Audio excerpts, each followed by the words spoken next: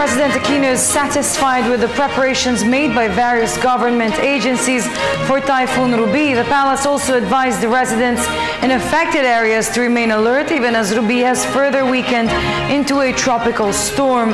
More from Rocky Ignacio. Malacanang urged residents of Metro Manila not to be complacent even if Typhoon Ruby has already weakened into a tropical storm.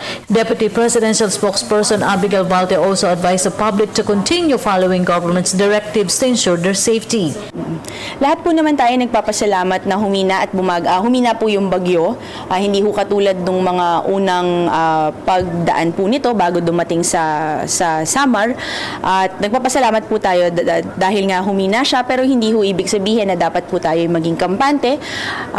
Yung suspension po ng trabaho sa pamahalaan at yung suspension po ng pasok ng mga bata ay intended para bigyan po tayo ng oras para maghanda po sa ating mga pamilya at sa ating mga komunidad.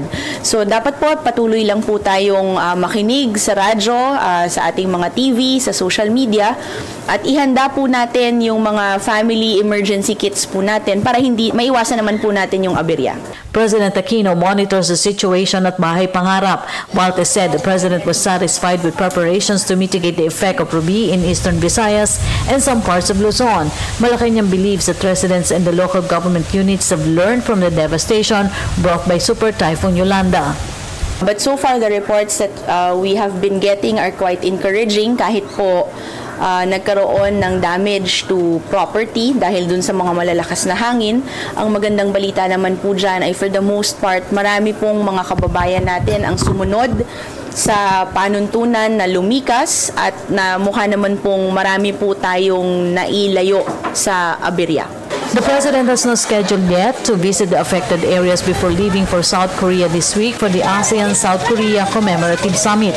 Valte said the national government frontline team as well as other cabinet members are now in Eastern Visayas to ensure government assistance to the affected areas. Patuloy ho ang Pangulo sa pagbabantay at sa pagmomonitor. Ang concern nga po niya ay yung mga lugar na dadaanan pa nitong bagyo at yung mga pangangailangan ng mga lugar na dinaanan na nitong bagyong Ruby. So sa ngayon ho, dumating na ho yung mga reinforcements ng national government frontline team dyan sa Borongan sa Eastern Samar.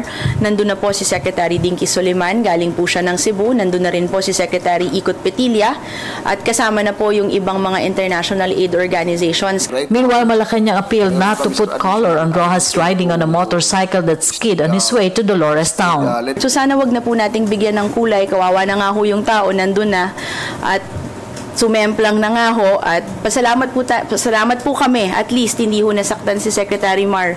Hindi lang ho si Secretary Mar, pati ho yung mga ibang kasamahan natin na napilitan din talagang magmotor para lang marating yung Dolores. So wag na ho nating bigyan ng kulay, nakikiusap naman po tayo na mag-focus na lang po tayo dun sa trabahong kailangan hong gawin ng ating mga ground team.